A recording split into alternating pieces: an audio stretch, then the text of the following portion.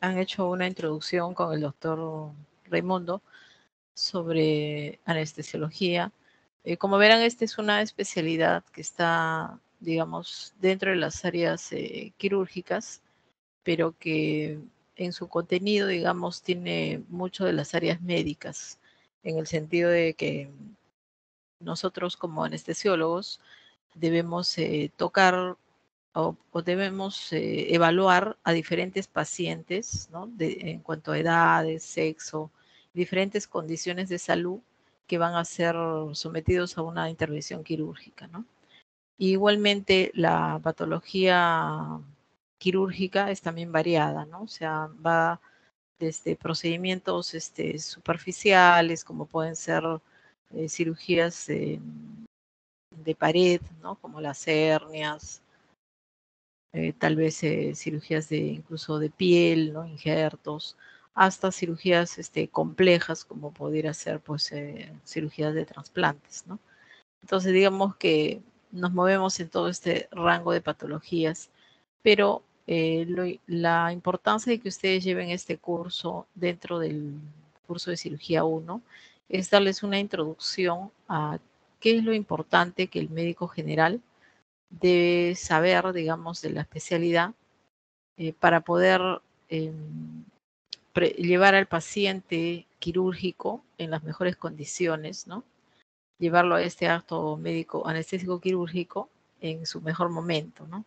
De tal forma que ustedes como médicos, ya sean médicos generales o de pronto, o también como médicos especialistas, en cualquier especialidad que estén, pueden ser nefrólogos, de pronto cardiólogos, neumólogos, pueden tener que preparar a un paciente para ir al quirófano, ¿no?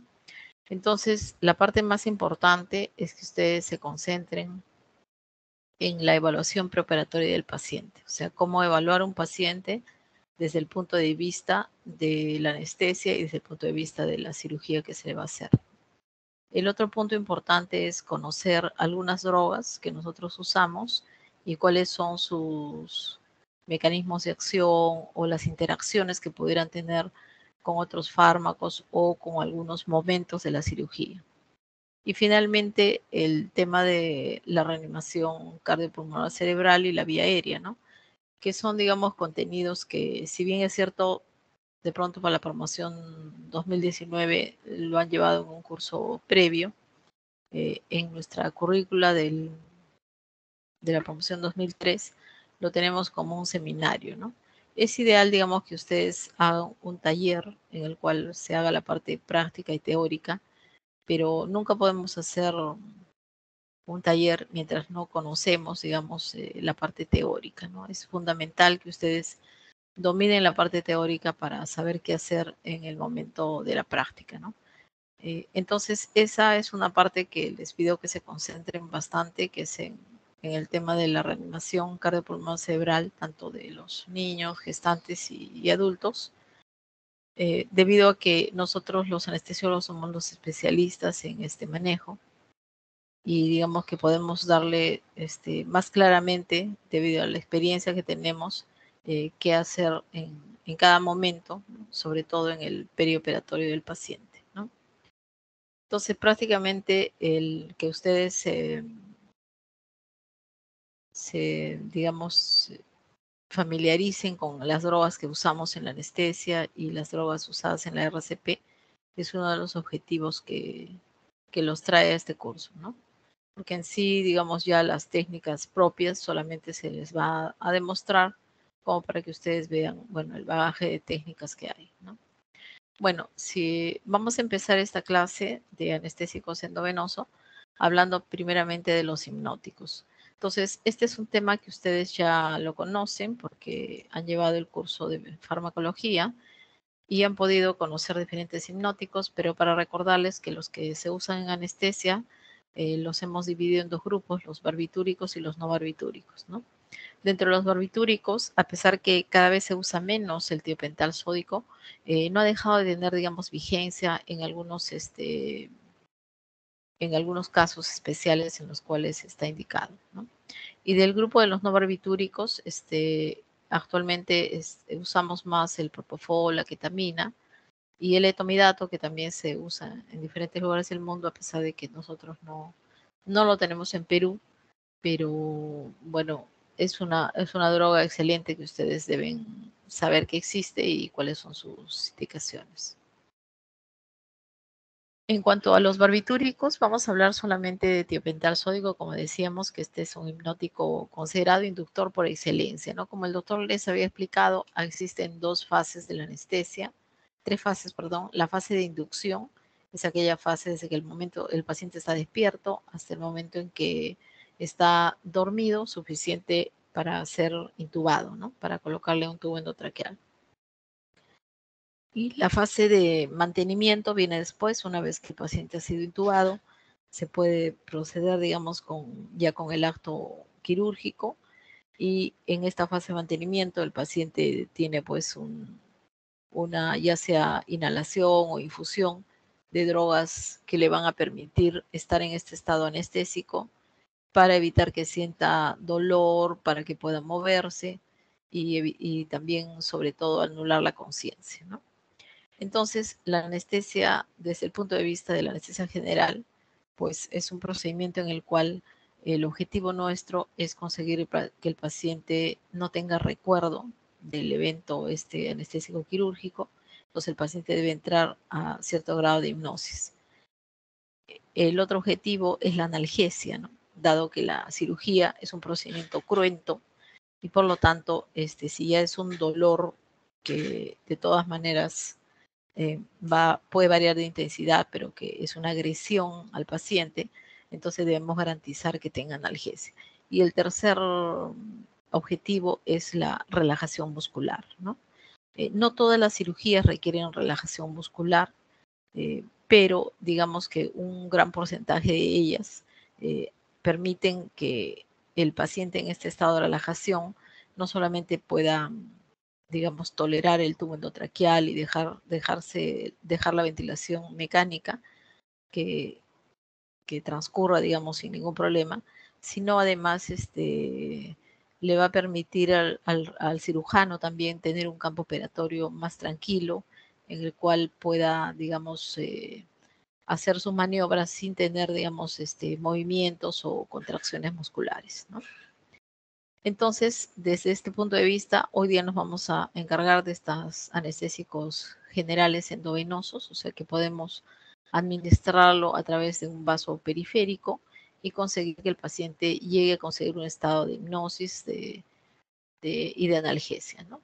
En cuanto a los relajantes neuromusculares, es un tema que lo va a tratar el doctor Laurencio en una próxima clase. Entonces diríamos que tiopental constituye este fármaco inductor por excelencia. Quiere decir que casi ningún paciente, a pesar de que pueda ser usuario de otro tipo de drogas que actúan a nivel del sistema nervioso central, puede, digamos, resistirse a dormir bajo el efecto de este fármaco, ¿no? El tiopental se puede usar en diferentes dosis y los efectos van a ir variando desde una sedación, hipnosis superficial, hasta una hipnosis profunda. Inclusive podemos llegar a un coma farmacológico con tiopental, ¿no? Esto va a depender de la dosis.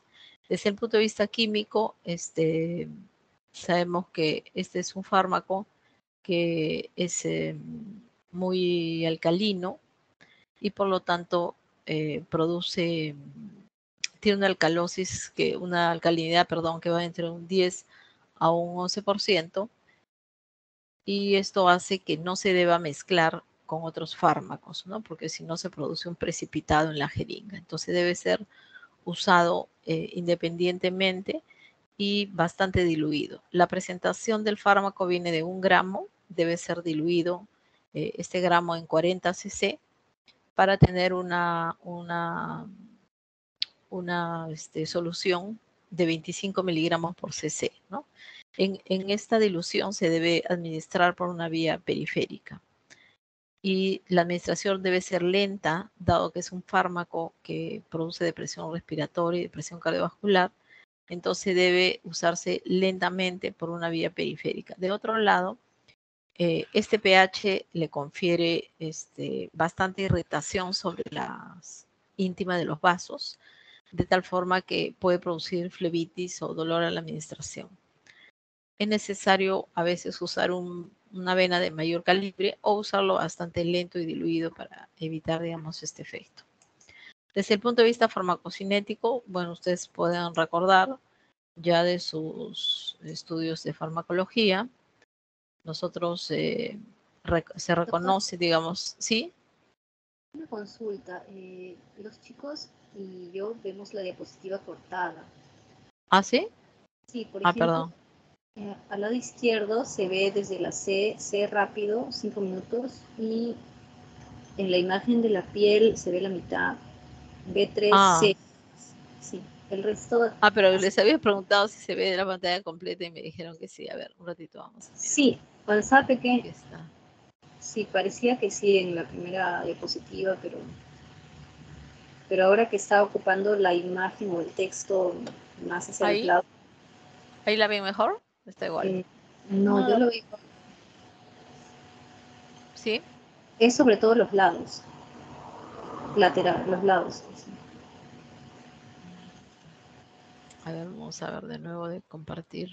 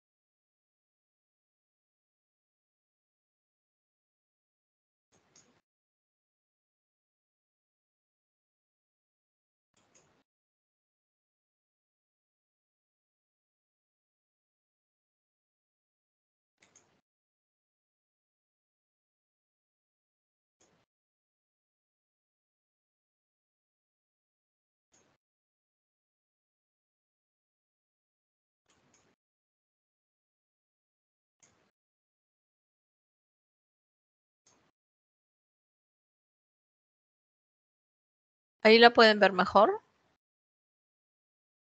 Sí, doctora.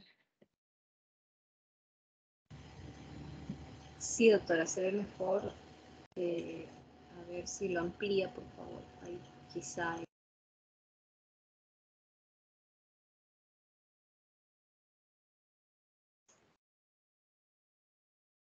Yo lo amplié con la copita. Y ahí, ¿se mira? Sí, ahora Perfecto. sí está completo. Sí, ¿Ahora está completo? sí, doctora, Ok, gracias. ya. Gracias a ustedes.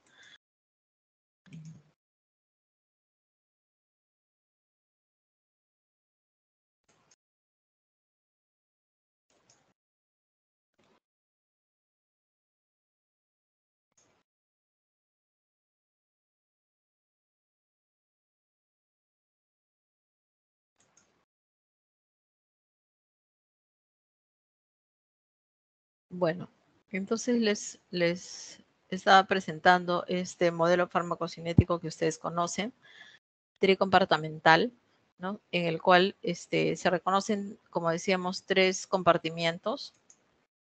El compartimiento central, el B1, que está dado por los órganos de mayor volumen sanguíneo, como son el cerebro, el riñón, los grandes vasos. Y esto dura más o menos un minuto, ¿no? O sea, en un minuto, básicamente la droga llega al cerebro, con lo cual podríamos, digamos, ya abordar al paciente, ¿no? Hacerle algún procedimiento invasivo, dado que hemos logrado una hipnosis. O sea que ya el paciente no está presente, no va a recordar lo que le está sucediendo. Después de este minuto, vamos a ver que hay una distribución del fármaco hasta un compartimiento llamado rápido, y esto va entre los 2 y 3 minutos, ¿no? Que este compartimiento también está dado por tejidos de, digamos, de menor volumen sanguíneo que el anterior, como pueden ser los músculos y también las vísceras. Y posteriormente, después de los 5, hay una redistribución del fármaco hasta el tejido ya graso, celular, subcutáneo, ¿no? En ese compartimiento que se considera un compartimiento lento, que va hacia los 30 minutos, que es donde puede, digamos, ahí localizarse la droga. Y esto le confiere que todas aquellas drogas muy liposolubles, sobre todo esta que estamos tratando, deba ser administrado siempre con el peso ideal o el peso magro del paciente, ¿no? No con su peso total, dado que en los obesos, si utilizamos una dosis sobre su peso total, podría, digamos, tender la droga a acumularse en este tercer compartimiento. Y como ven que estas flechas son de ida y vuelta, entonces en algún momento salir de nuevo a circulación central y volver a producir el mismo efecto, ¿no? Un efecto de rehipnosis. Entonces, eso es algo que debemos evitar siempre en los pacientes, dado que a veces hacemos procedimientos cortos, incluso fuera del quirófano, y por lo tanto el paciente ya no está bajo monitoreo nuestro o ya no estamos ahí de pronto pasados los 30 minutos. Entonces, siempre pensar en el peso ideal, el peso magro del paciente.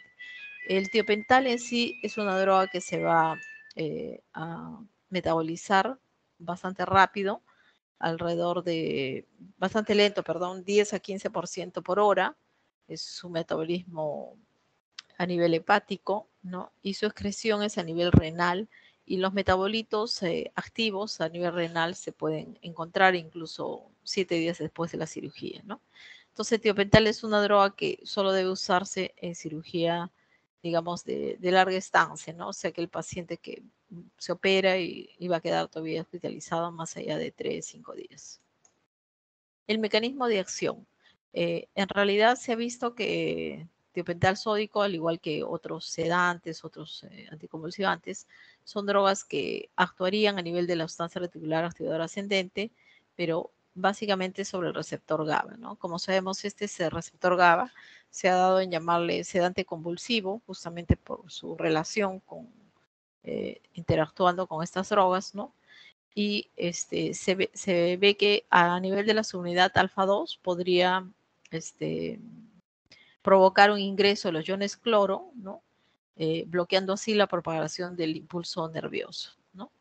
De tal forma que veríamos pues el efecto hipnótico o sedante del tiopental, ¿no?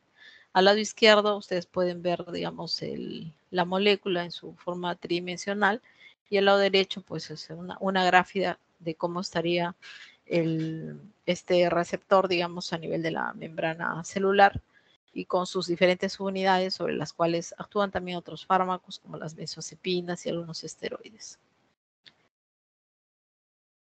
Los efectos entonces sobre el sistema nervioso central son básicamente los que nos interesan a nosotros, la inconsciencia y la amnesia, ¿no? O sea, que el paciente no esté presente, no recuerde nada. Esta depresión es dosis dependiente. Esto quiere decir que podría usarlo, por ejemplo, el psiquiatra en su consultorio, donde no tiene una máquina de anestesia ni un anestesiólogo al lado, para producir hipnosis, ¿no? Pero a dosis muy bajas, como 1 a 2 miligramos kilo, y poder hacer llevar a un paciente a un estado de regresión en el cual puede, digamos, evaluar algunas de sus ideas o de sus recuerdos, que el paciente no diría estando totalmente despierto, ¿no? Pero a dosis que las usamos ya en sala de operaciones, pues son dosis que van por encima de los 3 miligramos kilo. En gestantes, que ellas son más sensibles en su estado de gestación al efecto de estas drogas liposolubles, tiopental se va a usar a razón de 3 a 5 miligramos kilo, y por la vía para pacientes, adultos no gestantes, por encima de 5 miligramos kilo, ¿no? Entonces, la depresión de este electroencefalograma va a ser dosis dependiente, ¿no? O sea, los cambios, digamos, en las ondas cerebrales eléctricas van a variar según la dosis que usemos. Tiopental también es una droga reconocida como protector cerebral, quizás una de las pocas en la farmacopeia, asociada también a anestésicos locales, ¿no? El mecanismo de los anestésicos locales en protección cerebral es por estabilización de membrana. En cambio, tiopental sódico se ha visto que disminuye la presión intracraneana, ¿no? Pero sin alterar la presión de perfusión cerebral, disminuye el índice metabólico cerebral y el flujo sanguíneo, ¿no? Estas tres acciones hacen que tiopental pueda ser una droga protectora cerebral que es muy útil en aquellos pacientes de pronto posoperados de cerebro que deberían tener, digamos, un tiempo en ventilación mecánica o pacientes en el síndrome de posreanimación. Ahora, vamos a ver un tema que casi, supongo que algo les ha adelantado el doctor Raimundo en relación a cómo monitorizamos la profundidad hipnótica, ¿no? Existen muchos monitores que se han probado para profundidad hipnótica, pero es quizás este que ven acá, el BIS, ¿no? Que es digamos, el que más se ha hecho, se ha estudiado en trabajos de investigación y por lo tanto es el más usado, ¿no? De tal forma que ustedes aquí pueden tener que usarlo en aquellos pacientes que van a usar drogas hipnóticas para poder medir cuál es la profundidad hipnótica del paciente, debido a que nosotros tenemos posibilidad de llevar un paciente con un hipnótico desde una hipnosis superficial hasta un coma farmacológico, ¿no? Pero obviamente ya se ha estudiado también que para anestesia solo necesitamos hipnosis moderada, o sea, no necesitamos hipnosis más profunda, debido a que justamente hipnosis más profundas podrían asociarse a cuadros de hipoperfusión cerebral o, digamos, cambios electroencefalográficos que no serían, digamos, muy buenos para el paciente, ¿no? De tal forma que aquí vamos a ponerle estos electrodos, como ven son 5 o 6 electrodos a nivel de la región frontotemporal, conectados a un módulo, va a este monitor, que les va a dar dos valores, ¿no? Un valor digital, que ven acá 52. Esto va en una escala de 0 a 100, ¿no? 0 es el paciente obviamente en coma farmacológico, o sea, está en coma, ¿no? Si vemos el electroencefalograma tendríamos una línea isoeléctrica, y 100 es el paciente despierto, ¿no? Entonces, cuando nosotros conectamos los electrodos, pues vamos a encontrar a nuestro paciente entre 95, 100, si está despierto, y a medida que le vamos administrando los fármacos, vamos a ver cómo este nivel de hipnosis comienza a disminuir, ¿no? Entonces, las dosis que ya se han probado para anestesia, de las que le estoy hablando, tanto en tiopental como en otras drogas que vamos a ver, son necesarias para llevar al paciente a una hipnosis moderada, ¿no? Entonces, se ha visto que con este BIS, el nivel de hipnosis suficiente para anestesia debería estar entre 40 y 60, ¿no? Entre 40 y 50 en los pacientes adultos jóvenes, ¿no? Y en los pacientes ancianos entre 50 y 60. Por debajo, digamos, de esta hipnosis, por debajo de 40, tenemos más riesgo de que se den ondas de supresión a nivel cerebral, que no, como les digo, no serían adecuadas para el paciente. Hace algunos años nosotros administrábamos anestesia y no podíamos monitorizar la hipnosis y solo, digamos, hacíamos una suerte de monitoreo de las funciones vitales y de otro tipo. Y bueno, calculábamos las dosis en función del peso del paciente, nada más, pero no podíamos monitorizar, digamos, la singularidad que podría tener el efecto de estas drogas sobre cada paciente en particular, ¿no? Ahora sí podemos hacerlo, entonces vamos a ver este valor acá y además vamos a ver estas pantallitas de colores que ven acá, que es el espectrograma. En este espectrograma vamos a poder ver las ondas que tiene el paciente en ese momento, cómo van cambiando las ondas de sueño y además vamos a ver un patrón de colores que es variable según el fármaco que usemos. Entonces, volviendo a tiopental, las acciones farmacológicas ya sobre el sistema cardiovascular de tiopental van a ser básicamente un efecto vasodilatador, ¿no? Y depresor de la función miocárdica, que también es dosis dependiente. Esta vasodilatación va a generar obviamente disminución de retorno venoso. De otro lado, hay un bloqueo de los receptores beta a nivel miocárdico con una depresión directa de la contractilidad y además hay un bloqueo simpático, ¿no? Con lo cual Si reunimos estos tres efectos sobre vasodilatación, efecto beta y efecto simpático, tenemos una disminución del gasto cardíaco que aproximadamente va de un 25 a 30%, teniendo en cuenta el gasto cardíaco basal del sujeto, ¿no? O sea, antes de administrar ninguna droga. Igualmente, su efecto vasodilatador va a ser que evidenciemos una disminución de la presión arterial y por el contrario tenemos un aumento de la frecuencia cardíaca, ¿no? Como comprenderán, este aumento de la frecuencia cardíaca es pues un efecto de los vasoreceptores, ¿no? Que al captar una vasodilatación brusca aumentan la frecuencia cardíaca para, digamos, conservar el gasto cardíaco, ¿no? Pero esta taquicardia es fugaz, o sea, solo se ve en los primeros 2 minutos después de la administración y ya después vemos una disminución más bien de la frecuencia cardíaca según la dosis. Vamos a ver también que tiopental aumenta el flujo sanguíneo coronario, ¿no? Y el consumo de oxígeno miocárdico. Por lo tanto, esta es una droga que estaría contraindicada, digamos, en pacientes con síndrome bajo gasto o pacientes coronarios, ¿no? Se debe usar entonces con precaución en aquellos pacientes que vienen a la emergencia, que están generalmente taquicárdicos o que tienen una precarga disminuida. Generalmente son pacientes que están pues deshidratados, ya sea porque no han ingerido alimentos o porque han tenido náuseas, vómitos o porque tienen, por ejemplo, un tercer espacio como un bólulo de sigmoides, una obstrucción intestinal. En cuanto a sus efectos sobre el sistema respiratorio, vamos a ver también que se produce una depresión, dosis dependiente. El paciente comienza, digamos, presentando una disminución de la frecuencia cardíaca, respiratoria, luego disminución del volumen tidal y puede llegar incluso a un estado de apnea, ¿no? Por eso es conveniente que los que manejan este tipo de drogas sepan manejar la vía aérea, ¿no? Que es lo que vamos a ver en uno de los seminarios, para poder, digamos, que si el paciente hace apnea, pues podemos asistirlo ayudándolo con una ventilación asistida, ¿no? Mientras dure el efecto del fármaco. Se ha visto que tiopental disminuye la respuesta del centro respiratorio al CO2, ¿no? Esto quiere decir que el paciente comienza a disminuir su trabajo respiratorio y va a llegar un momento en que acumula una cantidad importante de CO2, pero el centro respiratorio no responde con aumentar la frecuencia respiratoria, ¿no?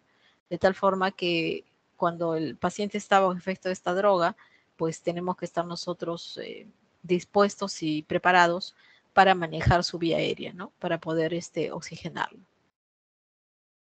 Puede producir también tos, broncoespasmo, laringoespasmo. Estos ya son efectos histaminérgicos del fármaco que hacen que esta droga no deba usarse en pacientes atópicos o pacientes, digamos, asmáticos, ¿no? En general atópicos, ¿no? Porque a veces le preguntamos al paciente, ¿usted tiene alergia a una medicina? Pero esa es una pregunta insuficiente, ¿no? Nosotros debemos indagar sobre atopias, ¿no? O sea, alergia a otro tipo de cosas como alimentos, digamos, detergentes, o puede ser alérgico al frío, al calor, ¿no? Entonces son cosas que nos hacen identificar un paciente atópico y eso es muy importante en general para todas las drogas histaminérgicas que se usan, ¿no? Tiopental entonces pudiera desencadenar esto, que es terrible para un anestesiólogo, ¿no? Que el paciente le haga un broncoespasmo, laringoespasmo, ya digamos empieza a complicarse y por lo tanto es mejor que nosotros en la evaluación preoperatoria, cuando entrevistamos al paciente en la historia clínica, podemos ya tener el antecedente, ya sea de una atopia personal o familiar, para, digamos, ir con cuidado y escoger la droga que mejor le pueda ir al paciente. En cuanto a los efectos obstétricos, si bien es cierto, la mayoría de nuestras pacientes obstétricas van a una cesárea, por ejemplo, con una anestesia regional, o sea, un bloqueo epidural o espinal, como les ha comentado el doctor Raimundo. También, en algunos casos, la paciente obstétrica, ya sea que se opera de otro tipo de entidad o tiene condiciones, digamos, que impiden que le pongamos anestesia epidural, entonces puede ser sometida a una anestesia general y tener que usar tiopental, ¿no? Sobre todo si está convulsionando, tiene algún trastorno neurológico. Tiopental, como ustedes saben, es muy liposoluble, atraviesa la barrera placentaria muy rápido, igual que la barrera hematoencefálica. A los 3 minutos, como habíamos dicho, se distribuye en órganos, ya podemos encontrarla en circulación uteroplacentaria y pudiera producir depresión fetal. Pero cuando usamos una anestesia general, digamos, con estos fármacos, lo que hacemos es tener garantizado que el obstetra que va a intervenir sea una persona experta, ¿no? Que en cuestión de 3 minutos puede sacar al niño de la cavidad uterina, ¿no? Porque si se demora más, entonces podría haber depresión fetal, ¿no?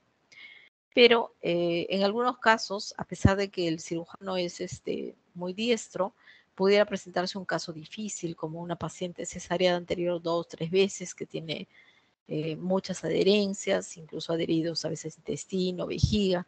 Entonces, hacer maniobras bruscas podría desencadenar otras complicaciones. Entonces, cuando se presenta un caso así, pues el cirujano advierte y lo que hacemos es esperar a los 10 minutos para sacar al bebé, ¿no? Porque a los 10 minutos se supone que ya el fármaco debe haber sido, digamos, llegado a circulación hepática de la madre y poder ser metabolizado, ¿no? De tal forma que las concentraciones en irrigación placentaria ya serían menores.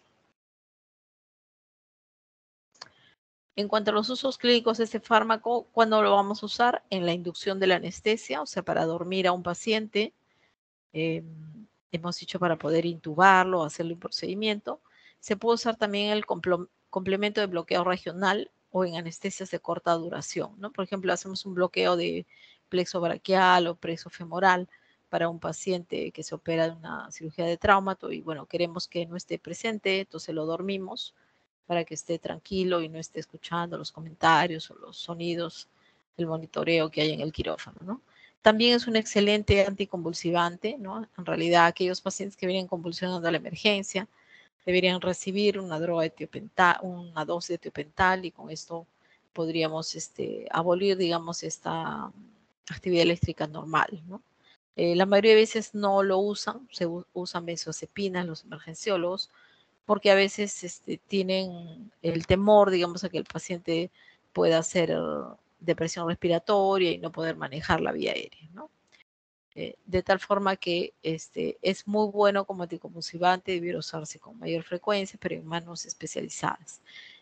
Como protector cerebral, ya lo habíamos comentado, las dosis en promedio se usan en adultos de 4 a 6 miligramos kilo, en niños un poquito más porque tienen un metabolismo más rápido, y es recomendable disminuir el 50% de la dosis en aquellos pacientes que están premedicados. ¿A qué se refiere premedicado? O sea, un paciente que se va a operar y ha recibido antes de la cirugía un sedante o un opioide, ¿no? Puede ser, digamos, para el dolor le han puesto petidina o estaba medio excitado, le han puesto una benzodiazepina, ¿no?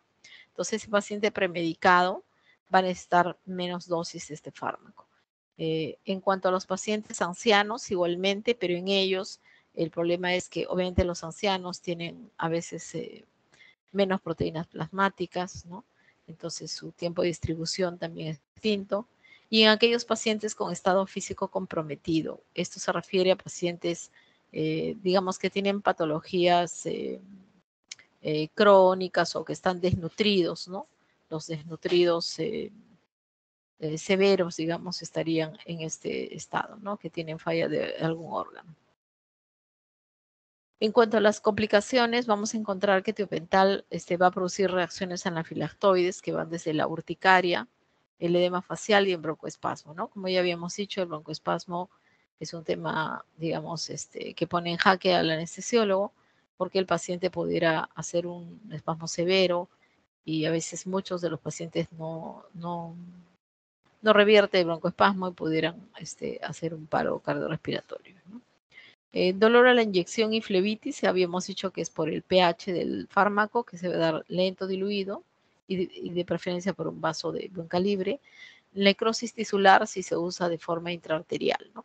Normalmente canalizamos la vena en un brazo y la arteria en otro lado, ¿no? Cuando tenemos que poner un catéter intraarterial, tratamos de que sea en el miembro opuesto para evitar, digamos, que por error alguien pudiera administrar en la arteria este fármaco que podría producir lesión directa de la íntima del vaso con trombosis y necrosis de la extremidad distal, ¿no?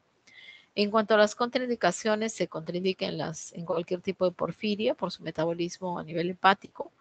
En caso de pacientes chocados, hemos dicho que no estaría indicado. Y en caso de pacientes atópicos o con asma bronquial. Ahora vamos a entrar a ver el grupo de los no barbitúricos, ¿no? Aquí el etomidato, como les comentaba, es una droga que si bien es cierto no hay en Perú, bueno, se la van a encontrar en todos los países de Latinoamérica y en el extranjero también, en Europa, en todo sitio, porque es una droga tan antigua como tiopental, pero que ofrece, digamos, por así decir, ventajas sobre tiopental, ¿no?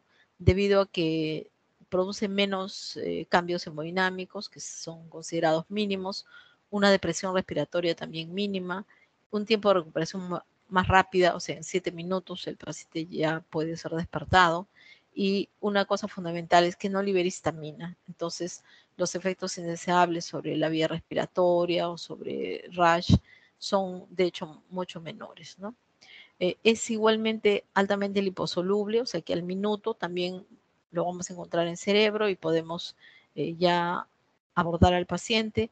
El modelo farmacocinético es el mismo, tricopartamental. Hay diferencias en cuanto a la excreción, ¿no? Es un fármaco que se excreta en prácticamente todo el fármaco en 24 horas, de tal forma que puede ser usado en cirugía de corta estancia, ¿no? O sea, el paciente que se opera hoy y se va mañana temprano o se va el mismo día.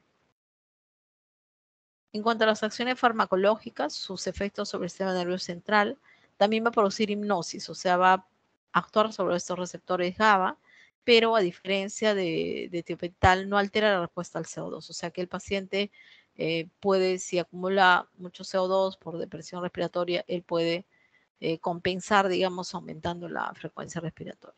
Desde otro punto de vista, en cuanto a su protección cerebral, diríamos que es una droga de segunda línea, ¿no? Después de tiopental, por sus efectos directos sobre la presión intracraneana, el índice metabólico cerebral y el flujo sanguíneo cerebral, pero sin alterar la presión de perfusión en el cerebro. En cuanto a los efectos respiratorios, etomidato va a ser una droga que produce una depresión respiratoria mínima, como habíamos dicho, y al no liberar histamina es muy indicada en pacientes atópicos, asmáticos, en general, pacientes con hiperreactividad bronquial, ¿no? Los efectos cardiovasculares es prácticamente el hipnótico, que produce mayor estabilidad hemodinámica debido a que se encuentran cambios mínimos en el gasto cardíaco, en el volumen sistólico, en la balanza demanda de aporte de oxígeno al miocardio, o sea que es una droga de elección en pacientes coronarios, ¿no? Los mínimos cambios en la presión arterial pulmonar, venosa central, capilar pulmonar, resistencia ocular sistémica, resistencia vascular pulmonar, hacen una droga muy útil en aquellos pacientes inestables hemodinámicamente o que tienen alguna patología cardíaca, ya sea valvular o coronaria. En cuanto a los efectos sobre la esteroidogénesis, este sí es un problema, es un efecto indeseable, diríamos. Tiopental es una droga que produce disminución del cortisol plasmático. En cambio, etomidato disminuye, además del cortisol plasmático, el cortisol suprarrenal. El efecto generalmente dura, después de una dosis, aproximadamente 8 horas, ¿no? De tal forma que este puede ser un tema, digamos, cuestionable en este fármaco, sobre todo en aquellos pacientes que pudieran tener algún problema de secreción, diría, de supresión suprarrenal, o en aquellos pacientes críticos, ¿no? Como sabemos, a veces el paciente que está en la unidad de cuidados intensivos, que tiene afectados varios órganos, prácticamente su descarga de cortisol es algo que lo mantiene vivo, ¿no? Entonces, anularles la respuesta de cortisol podría ser cuestionable, ¿no? En ese sentido. De tal forma que tampoco es una droga que se puede dar en infusión, ¿no? Tiopental sí es una droga que podría darse en infusión, como les decía, pacientes que tienen intubación prolongada y por ejemplo, tienen un cuadro de tétanos, han sido posoperados de tumores, qué sé yo, podrían estar en la unidad de cuidados intensivos en ventilación mecánica con una infusión de tiopental, ¿no? Que la hemos hecho en algún momento.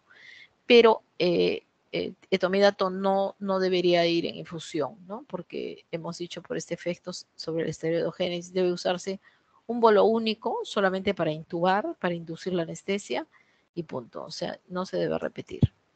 Los usos clínicos es usado en la inducción de pacientes, como decíamos, con patología cardiovascular, ya sea por hipovolemia, enfermedad coronaria, bajo gasto, valvulópatas. En neurocirugía sería una droga de segunda línea y en pacientes alérgicos y con asma bronquial también se considera de elección, ¿no? Contraindicado por su metabolismo también en pacientes portadores de porfiria y como decíamos, contraindicado en sedaciones prolongadas por sus efectos en la esteroidogénesis. La dosis en promedio es de 0,2 miligramos kilo. El efecto dura 7 a 10 minutos, que el paciente puede ser, digamos, despertado, ¿no? El propofol. El propofol viene a ser el hipnótico que más se está usando ahorita en el mundo, ¿no? Para la inducción de la anestesia, tanto la anestesia endovenosa, que es la que estamos tratando ahora, como también de la anestesia inhalatoria, ¿no? O sea, previa a la administración de los gases anestésicos, en la inducción podemos usar el propofol, ¿no? Este es un hipnótico de acción ultracorta. Esto quiere decir que lo podemos usar, vamos a tener, perdón, el efecto tan rápido que el paciente no se da cuenta que está siendo ya dormido, ¿no?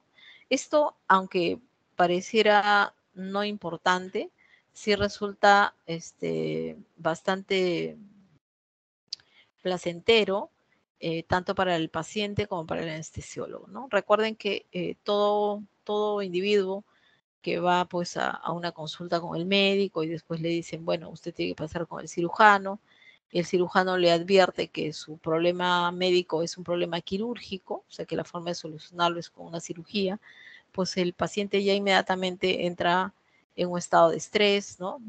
Y comienza a ver la posibilidad de que si entra al quirófano lo duerme, de pronto ya no despierta. Entonces son miedos que normalmente atacan a los pacientes que se van a operar, ¿no? De tal forma que la cirugía electiva es lo ideal, ¿no? Porque si a un paciente le advierten que va a ser operado, pues tiene tiempo de ir a su casa, conversar con su familia, preguntar a otras personas y, digamos, hacerse la idea de la cirugía y tranquilizarse, ¿no? Pero, o indagar en todo caso las dudas, pero el paciente que se opera por emergencia, pues es un poco más difícil que hagamos esto, de que tenga tiempo de hacerse la idea.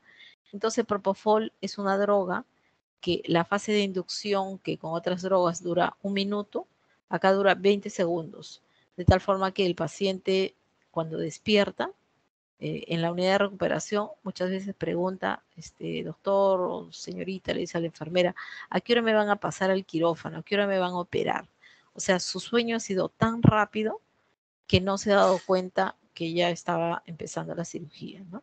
De tal forma que es bastante placentero para el paciente, ¿no? No tiene efecto analgésico, o sea, a pesar de que tiopental no es un analgésico y se debe usar siempre asociado a, perdón, no tiene efecto analgésico porque es un hipnótico y propofol también es un hipnótico. Se ha visto que tiopental se puede usar como en procedimientos no muy dolorosos como droga única, ¿no?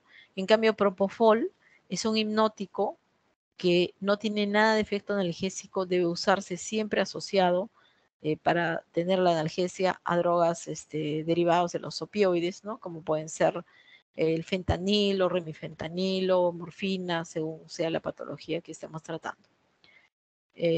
Otra de las cosas es que, que ofrece condiciones ideales de intubación. ¿A qué se refiere esto? Como habíamos, vamos a comentar, es que la intubación, o sea, el colocar un tubo en la vía aérea del paciente, en la tráquea, es un procedimiento que ya se ha estudiado, que produce un efecto supramáximo de dolor, ¿no? O sea, es de los más dolorosos que hay. Tal es así que los pacientes, a pesar de recibir relajante, analgésico y hipnótico, presentan taquicardia, hipertensión, pueden presentar algunos en el momento que el tubo endotraqueal es colocado en la tráquea, ¿no? Entonces, claro, pequeños cambios en la presión, en la frecuencia cardíaca, no son importantes en pacientes jóvenes, en niños, ¿no? Pero en los pacientes ancianos o que tienen patología coronaria, podría ser muy importante esos pequeños cambios, ¿no? De tal forma que Propofol, al ser una droga que produce más bien cierto grado, es vasodilatador y produce cierto grado de, además de hipotensión, cierto grado de bradicardia, o sea, disminución de la frecuencia cardíaca, se considera que es ideal, ¿no? Porque no vamos a tener esa elevación, esa taquicardia que pudiera, digamos, considerar un mayor consumo de oxígeno para el paciente. Desde el punto de vista químico, es un alquilfenol de alta liposolubilidad, mucho más liposoluble que las dos drogas que hemos estudiado previamente, lo cual hace que justamente tenga este mecanismo de acción en 20 segundos, ¿no? Entonces, de nuevo, recordarles, su efecto es a los 20 segundos, ya podríamos intubar al paciente, ¿no?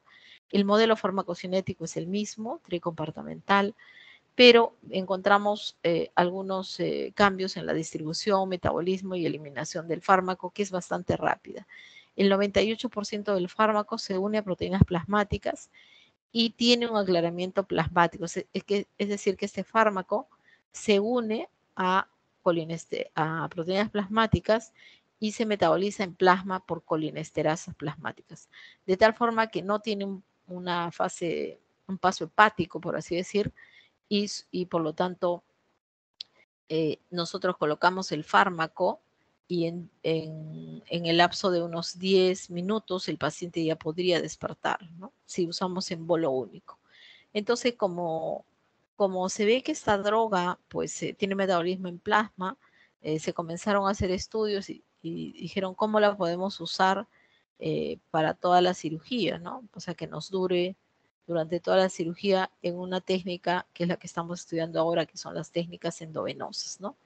Entonces se vio que el bolo de inducción debe darse a esta velocidad de 4 mililitros cada 10 segundos, ¿no? Debido a que si yo lo doy más rápido, podría producir cambios hemodinámicos más importantes, y si lo doy más lento, podría nunca tener el efecto de sueño en el paciente porque ya se está metabolizando en plasma, ¿no? Entonces la velocidad de administración en estas drogas que tienen metabolismo plasmático es muy importante. Entonces se comenzaron a idear modelos farmacocinéticos, ¿no? Dentro de ellos hemos arribado al TCI, que es de las siglas en inglés, que es Target Control Infusion. Con estos modelos farmacocinéticos que se han hecho tanto para ancianos, para adultos jóvenes, como para pacientes obesos y para pacientes niños, hemos hecho un adelanto enorme en lo que es la anestesia endovenosa, ¿no? ¿Y por qué es importante, digamos, resaltar las técnicas endovenosas, ¿no? Debido a que vemos algunas ventajas en relación a que los gases inhalatorios contaminan el ambiente, de tal forma el ambiente y obviamente no solamente el ambiente del quirófano, ¿no? Sino el resto del medio ambiente, de tal forma que mientras menos gases usemos, estamos colaborando con el ambiente y también con las personas que cotidianamente están en el quirófano, como son las enfermeras instrumentistas, los anestesiólogos, los cirujanos, ¿no? De otro lado, las drogas estas endovenosas van a tener, como estas que tienen metabolismo en plasma, la facilidad, digamos, de despertar del paciente, ¿no? O sea que si el metabolismo es plasmático, el paciente va a despertar en 10 minutos. De tal forma que yo le pongo un bolo, hago la inducción, lo intubo al paciente y una vez que he logrado la intubación, le coloco una infusión continua del fármaco, ¿no? Y esa infusión continua puede durar durante toda la cirugía. De tal forma que cuando acabe la cirugía, yo puedo cerrar la infusión, que es una bomba de infusión, cerrar la infusión y en 5 o 10 minutos el paciente podría despertar. Y lo más importante es que podría despertar sin efecto, digamos, efecto residual del fármaco, ¿no? Como se podría dar, por ejemplo, cuando uso tiopental, cuando uso una benzodiazepina, ¿no? Si bien es cierto, el paciente puede estar queriendo despertar, hay un efecto residual que le va a producir una sedación prolongada. En cambio, con Propofol, una vez cortado el fármaco, en 10 minutos el paciente va a despertar sin efecto residual, o sea que podría irse, incluso levantarse, vestirse, caminar, irse a su casa. Estaría facultado para eso, ¿no? Entonces, esta es la ventaja de estas técnicas endovenosas que usan fármacos de metabolismo plasmático, ¿no? Por su rápida aclaración en plasma. Bueno, vamos a ver algo del monitoreo de la profundidad hipnótica que hablábamos, ¿no? Ya conocieron el monitor BIS, ahora también hay otro monitor que es el SetLine, que también está entrando ya en el mercado. Y quería mostrarles acá lo que ustedes veían del espectrograma en colores, ¿no? ¿A qué se refiere, no? El paciente que está despierto tiene este basal, ¿no? Aquí está la nariz y aquí está la parte occipital. Entonces, hay una suerte de predominio de oscilaciones alfa a nivel posterior cuando uno está despierto, ¿no? Luego, el paciente comienza a ser dormido, entra a un estado de inconsciencia y se invierte este influjo alfa hacia la región frontal, ¿no? Que es lo que vamos a ver cuando censamos, digamos, con los electrodos a nivel de la región frontotemporal. Y finalmente, cuando ya comenzamos a bajar de nuevo la infusión o cerramos la infusión, hasta que el paciente despierta y vuelve de nuevo a su estado basal, ¿no? Digamos, es como vamos a ver el cambio en el espectrograma, ¿no?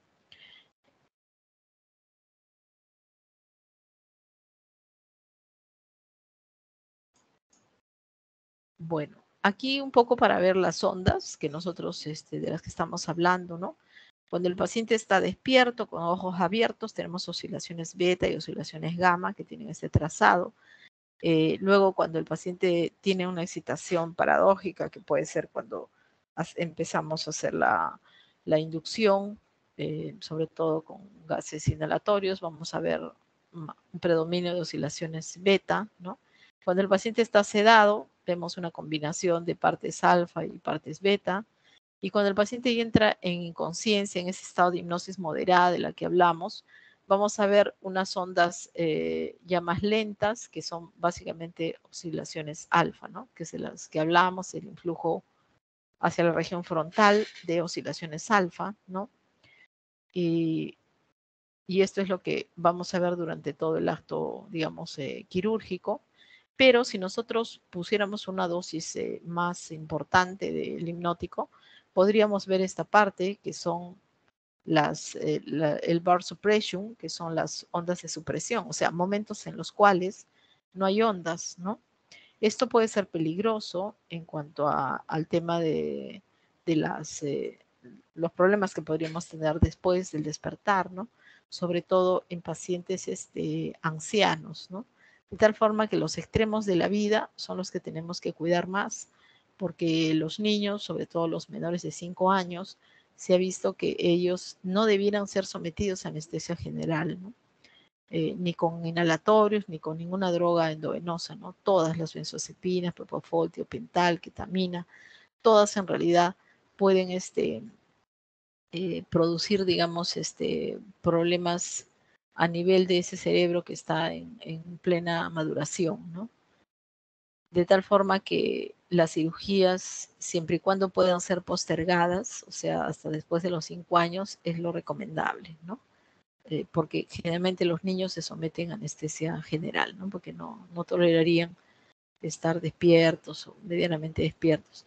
De tal forma que si tenemos cirugías que no son necesarias para el paciente, por ejemplo, a veces niños que tienen hernias congénitas o que tienen pequeños tumores de piel que han salido por ahí y que a veces a la familia le preocupan, perdón, hay que explicarles a los padres, ¿no? Digamos, la importancia de que estos niños no deben ser sometidos a anestesia general, ¿no? Porque ya hay muchos estudios sobre déficit cognitivo, digamos, que puede haber a largo plazo con estos niños, ¿no? Incluso hubo un trabajo publicado en la British Journal sobre que aquellos niños que habían sido sometidos a más a 3 o más intervenciones con anestesia general en sus primeros 5 años, tenían una mayor posibilidad de tener déficit de atención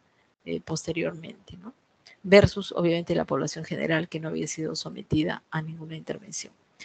De tal forma que no debemos llegar a BIS por debajo de 40, lo que estábamos hablando, es lo ideal, y a los niños ideal no someterlos a anestesia general mientras no sea pues una cirugía que comprometa, digamos, o que vaya a mejorar enormemente su calidad de vida, ¿no? Y el estado de inconsciencia, que les decía, un ejizo eléctrico al cual no debemos llegar, obviamente. Este es el patrón de Propofol, ¿no? Que vamos a ver cuando monitorizamos al paciente bajo anestesia endovenosa, de la que estamos hablando. Vamos a ver un patrón que ustedes ven acá, una suerte de oscilaciones de un rango de frecuencia que va entre 8 a 12, este rojo que ven acá, ¿no? Estas son las oscilaciones que van de 8 a 12 Hz, que son de frecuencia alfa, ¿no? Este patrón, así como lo ven, se va a observar cuando nosotros usamos Propofol, ¿no? Esta combinación de amarillo con rojo que se ve acá en este rango de frecuencias. O sea, cada fármaco va a tener su diferente patrón. En cuanto a las acciones farmacológicas de Propofol, vamos a ver que es una droga que va a producir, decíamos, una inducción suave, el paciente se duerme rápidamente, con mínima excitación. ¿Por qué es importante esto que hablábamos, ¿no? Porque decíamos que el paciente, cuando le dan la noticia, ya está preocupado, pero si deja pasar días y bueno, ya se tranquiliza un poco, el momento más crítico es cuando, si no ha sido premedicado con algún sedante o previo con un ansiolítico, y la enfermera le dice, señor, póngase la bata que va a bajar el quirófano, ya lo están llamando, es un momento de mucha preocupación para el paciente, ¿no? Y cuando llega al quirófano a veces ustedes lo ven mudo, no se expresa nada, no pregunta nada, pero está sumamente preocupado, ¿no? De tal forma que muchos de estos pacientes que han sido entrevistados después de su cirugía, días después, ellos relatan que en esos minutos previos a dormir ven su vida pasar, ¿no? Como que viene a su mente una serie de episodios de su vida negativos o positivos rápidamente, ¿no? Como que si fuera un recuento de las cosas más importantes debido a ese estado de estrés, ¿no? De tal forma que con Propofol, más bien el paciente cuando despierta muy agradecido y dice, he tenido un sueño maravilloso, nunca había dormido así, ¿no? Que son, bueno, lo que los colegas médicos que han sido anestesiados, que son a los que vemos, porque a veces los anestesiólogos no vemos mucho al paciente posoperado, ¿no? Estamos más en quirófano y a veces no le hacemos la visita posoperatoria, digamos, después de varios días, ¿no? Los colegas nos han mencionado esto, ¿no? Es una inducción muy suave, muy tranquila, muy placentera. En cuanto a efectos sobre el flujo sanguíneo cerebral y la presión de perfusión, esto también se mantiene dentro de los límites de autorregulación, entonces por ahí sería considerada una droga, digamos, de protectora de segunda línea, ¿no? No altera la respuesta al CO2 y disminuye tanto la presión intracraneana como la presión intraocular. Como ustedes saben, ahora que tuvimos la pandemia, en algún momento en el mundo se acabó el fentanilo, se acabó el midazolam que se usaba para dormir a los pacientes sometidos a ventilación mecánica por COVID, ¿no? Y entonces se echó mano de varios fármacos, ¿no? Y básicamente en busca de los hipnóticos, ¿no? Y Propofol fue una de las drogas que se usó mucho. Lamentablemente, bueno, nos dimos cuenta que había que capacitar pues la gente aceleradamente, ¿no? Porque los médicos que si bien es cierto estaban trabajando 100 por hora, pues eran insuficientes, entonces no había mucho médico especialista, ¿no? No había muchos anestesiólogos y por lo tanto se tenía que capacitar al resto de médicos emergenciólogos, intensivistas y otros para que puedan, digamos, manejar el Propofol, ¿no? Adecuadamente. En cuanto a los efectos cardiovasculares, es una droga que produce vasodilatación, disminución de la resistencia ocular sistémica, con una caída de la presión diastólica en 16% y de la sistólica en un 21%. El gasto cardíaco es una droga, digamos, intermedia entre tomidato y tiopental, ¿no? Porque con tiopental podíamos irnos hasta un 25 a 30% de caída del gasto. En cambio, con propofol es intermedio entre tomidato y tiopental. Produce bradicardia, habíamos dicho, y disminución del índice cardíaco. En cuanto a los efectos sobre respiratorios, vamos a ver que se produce una depresión respiratoria con aumento de la presión de CO2, más o menos en 5 milímetros de mercurio, pero que no libera histamina, de tal forma que es ideal también para pacientes atópicos, ¿no? Esta mínima depresión hace que la droga se pueda usar en cirugía fuera del quirófano, ¿no? O sea, a veces hacemos procedimientos endoscópicos, de radiodiagnóstico, qué sé yo, fuera del quirófano, entonces puede usar perfectamente propofol, ¿no? Pero se debe usar, como le digo, en manos que han sido capacitadas, ¿no? Porque de otro lado, el propofol puede producir la muerte, ¿no? Acuérdense de Michael Jackson, ¿no? Michael era un paciente que pesaba menos de 50 kilos, desnutrido, con una depresión central, ¿no? Depresión del adulto, y él tomaba diferentes drogas, ¿no? Antidepresivos, y además cuando tenía descompensaciones usaba benzodiazepinas, ¿no? Pero las benzodiazepinas producen dependencia, ¿no? No está recomendado usar benzodiazepinas de larga data.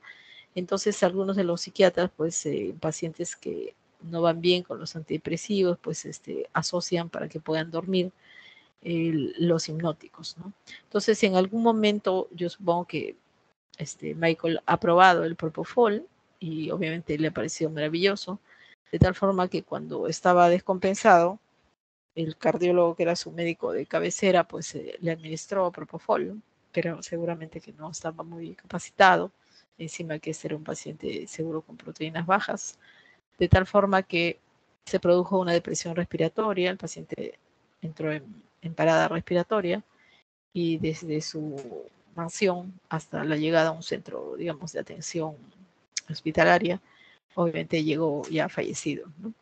Entonces, es muy importante, como les digo, siempre una capacitación adecuada para el uso de estas drogas. En Estados Unidos, por ejemplo, los centros de radiodiagnóstico o sobre todo los centros endoscópicos, donde se hace, pues se pueden hacer entre 50, 100, 300 procedimientos diarios.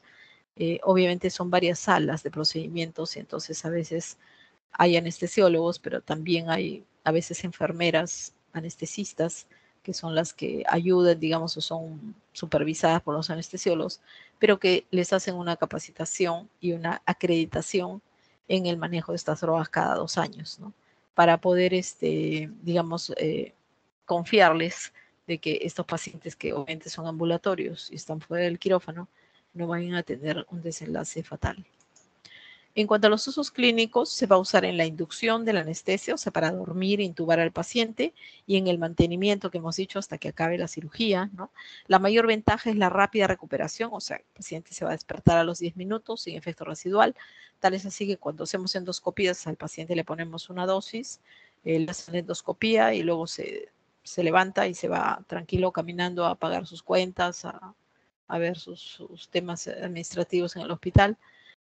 Lo que no pasaba con midazolam o con una benzodiazepina, ¿no? Que el paciente tiene una sedación residual que le va a impedir ni siquiera sostenerse, ¿no? O sea, tiene que ir con un familiar y luego va a dormir muchas horas después del procedimiento, ¿no?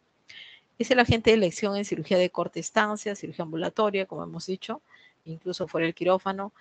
Una de las ventajas es la menor frecuencia de náuseas y vómitos, ¿no? Se especula entre 2 a 2.5% nada más de náuseas y vómitos, muy bajo, comparado con las otras drogas que usamos en anestesia, que casi todas son emetizantes, ¿no?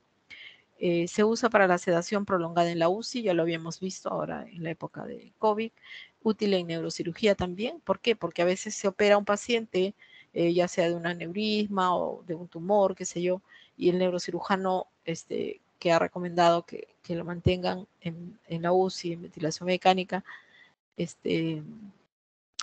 porque las cirugías a veces son prolongadas, son muy trabajosas. Entonces, él quiere evaluarlo, ¿no? Lo quiere evaluar diario. Entonces podemos cortarle la infusión para que el neurocirujano evalúe, digamos, cómo va su evolución neurológica sin tener de por medio drogas que producen interacción, ¿no? Como pueden ser benzodiazepinas, ¿no? Esta es otra ventaja. En pacientes alérgicos, ya habíamos dicho, con asma bronquial, las dosis en promedio de inducción en bolo es 2 miligramos kilo en el adulto a esta velocidad de administración. Y se puede disminuir la dosis en un 20% en pacientes ancianos y en un 50% en pacientes ASA3 y ASA4. Esto del ASA3 y ASA4 lo van a ver en su seminario de evaluación preoperatoria. Es un score de complejidad, digamos, que se da de riesgo anestesiológico al paciente. El ASA3 y 4, digamos, son los más complejos. Generalmente tienen enfermedades sistémicas que están descompensadas, ¿no? En estos casos no solamente hay que disminuir el porcentaje, disminuir, perdón, la dosis, sino también la velocidad de administración, ¿no? El mantenimiento de la anestesia debe ser con lo que habíamos conversado, con una infusión por TCI asociada a opiáceos. Esto lo vamos a ver en la parte práctica, que es el caso clínico que les vamos a presentar, 2 casos clínicos de esto. La ketamina. Ahora vamos a ver la ketamina. La ketamina, a diferencia de los fármacos previos que hemos estudiado, es un anestésico per se. O sea, además de su efecto hipnótico, tiene un efecto analgésico. Quiere decir que no es necesario asociarlo a un opiáceo. O sea, se puede usar solo y ya tenemos la hipnosis y la analgesia. Si el procedimiento quirúrgico necesitara además un efecto de relajación muscular, pues tendríamos que asociarlo a un relajante neuromuscular. Se ha visto que la ketamina es una droga que se ha usado muchísimos años, desde hace mucho tiempo, pero dejó de usarse en los años 90, porque en los años 90 en el mundo había la idea de la calidad total, ¿no? Todo era calidad total a todo nivel del ejercicio humano, de tal forma que ketamina produce taquicardia, hipertensión, ¿no? O sea, efectos estimulantes del sistema cardiovascular y también alteraciones psíquicas al despertar. O sea, el paciente podía presentarse con algo de delirio, excitación. Entonces, esto hizo que en los años 90 se dejara de usar la ketamina, ¿no? Porque desde el punto de vista de calidad total, pues el paciente no podía tener efectos indeseables ni despertar alterado, ¿no? Entonces, algunos lo siguieron usando asociado a benzodiazepinas, de tal forma que se disminuían estos efectos un poco y el paciente despertaba más tranquilo, en una técnica que se llama la ketaranalgesia, que es la asociación de ketamina con una benzodiazepina, que podría ser midazolam o diazepam, ¿no? Estas técnicas se han usado en algunos lugares, digamos, del mundo en los cuales no hay suficiente aporte de drogas, también se sigue usando, ¿no?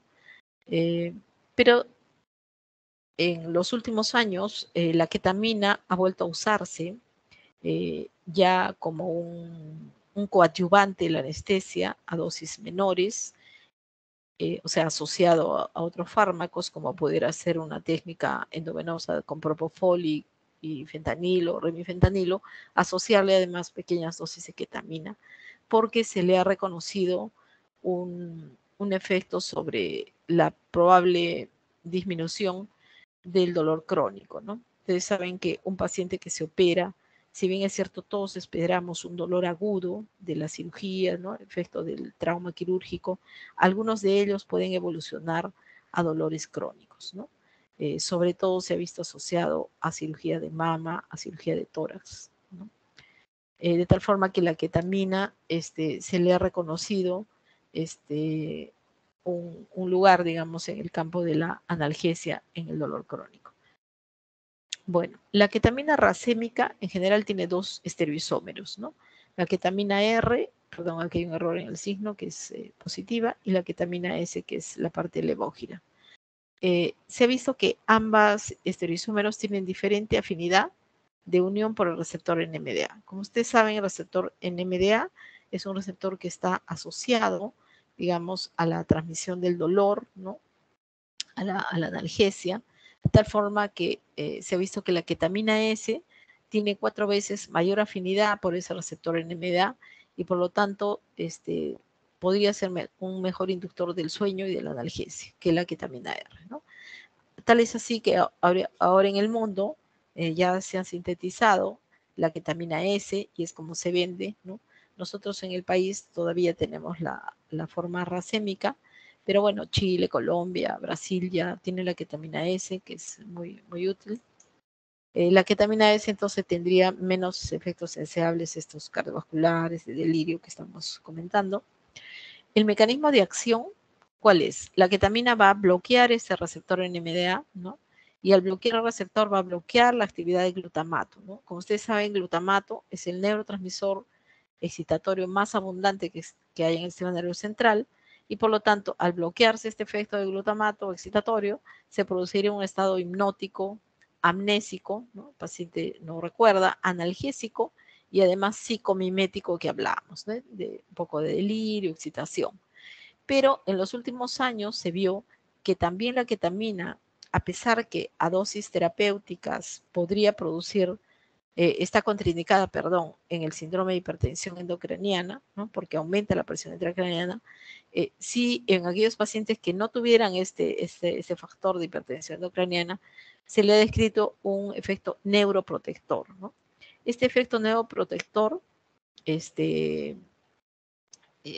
así llamado, digamos, se explicaría porque se produciría una disminución del daño neuronal hipóxico que esté mediado por la activación del receptor NMDA por exceso justamente de glutamato, ¿no? Entonces ahí también tendría otro rol en pacientes isquémicos.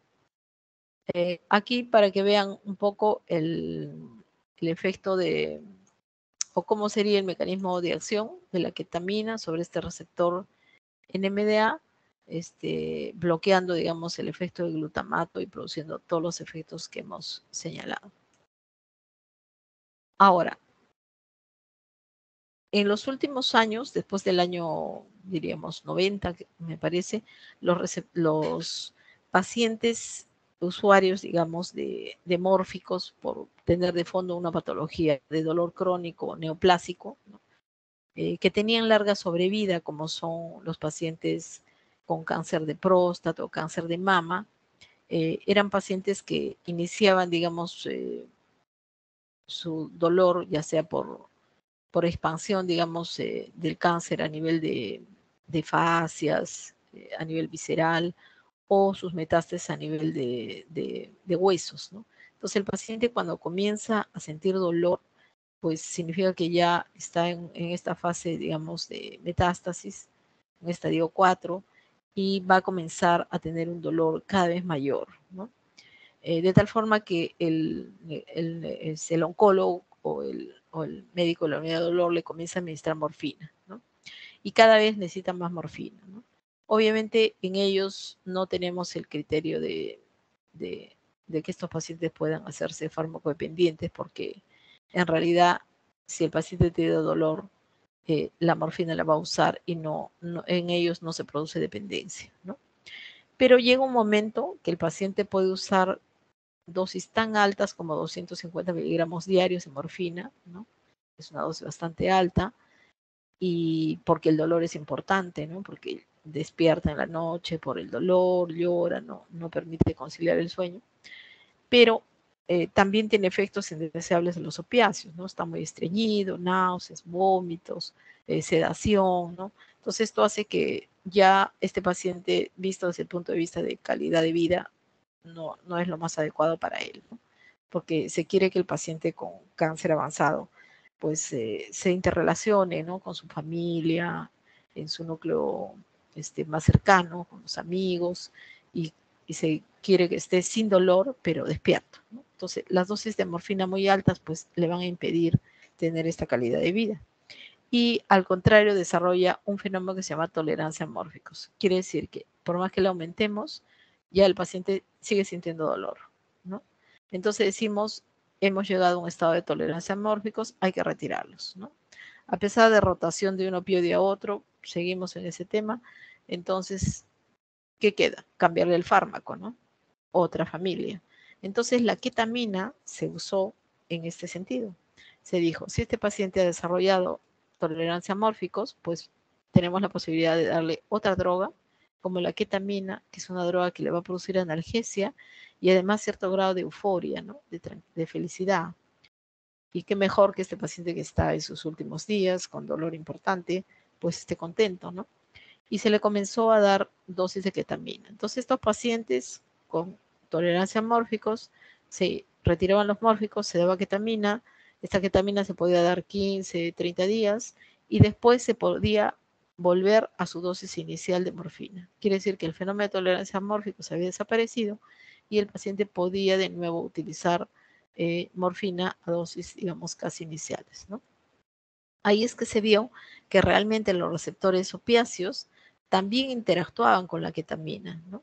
De tal forma que en el receptor cisma-opiáceo, la ketamina podía producir analgesia y disforia. En los receptores muscarínicos se podía producir amnesia, aumento del tono simpático, o sea, taquicardia, hipertensión, broncodilatación, midriasis, ¿no? Y a nivel de receptores kappa opiáceos también estos son los responsables de la analgesia cerebral y espinal. Entonces, ahí tenemos otro mecanismo de acción de la ketamina a nivel de los receptores opiáceos con todos estos efectos.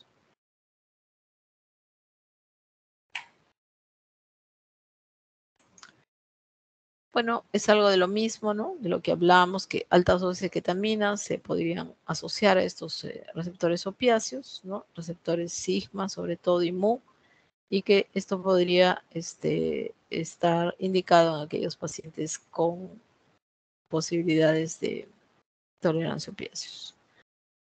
¿Qué otras acciones farmacológicas tiene la ketamina? Tiene efectos sobre el sistema nervioso central, produciendo lo que nosotros sabemos que es una anestesia disociativa, ¿no?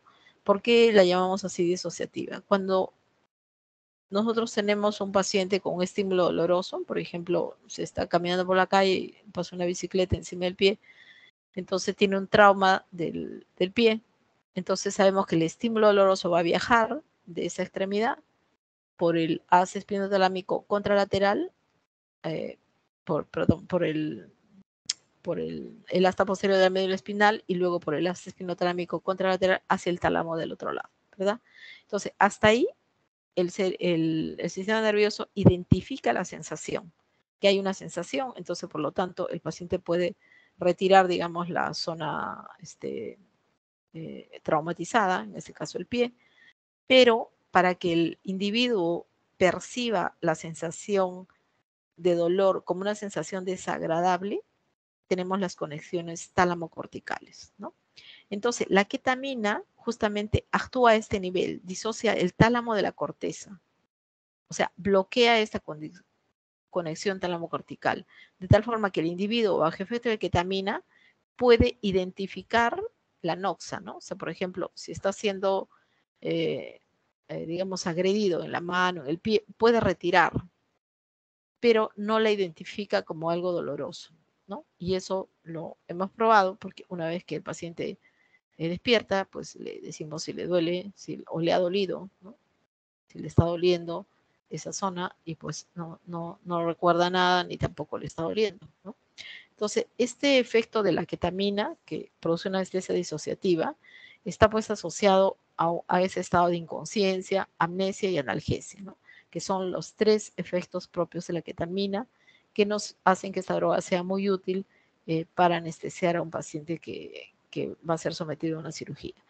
Además, se ha visto que se puede producir un estado cataléptico, quiere decir que el paciente puede tener los ojos abiertos, hay reflejo corneal presente, no se ha abolido como puede ser con otras drogas que hemos estudiado previamente, puede haber un nistagmus lento horizontal, puede haber hipertonía, mioclonías, ¿no?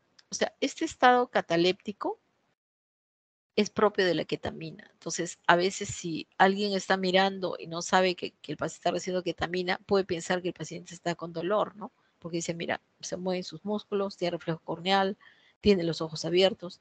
Entonces, para evitar, digamos, esto, se asocia a benzodiazepina, la ketamina, ¿no?